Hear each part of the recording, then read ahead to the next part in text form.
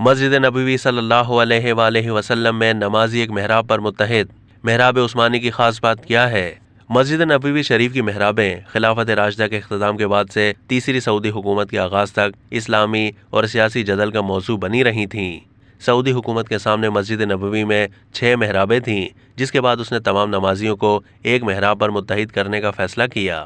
سعودی ریاست نے مسجد نبوی کی محرابوں کو ناموں کے ساتھ برقرار رکھا اور ساتھ ہی ان کی خصوصی دیکھ بھال پر توجہ دی۔ اس کے علاوہ ہر محراب کے تعمیراتی پس منظر اور ہیئت ساتھ ساتھ اس کے بارے میں تمام تر تاریخی معلومات کو بھی محفوظ رکھا گیا۔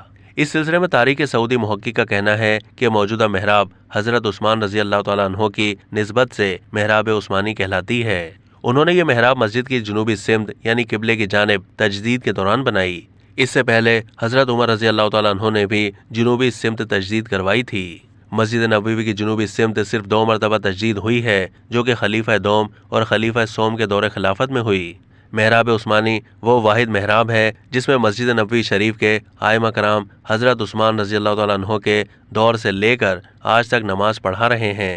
اب تک کے لیے اتنا ہی۔ مزید معلومات کے لیے ڈیلی جنگ کے YouTube چینل کو سبسکرائب کیجیے۔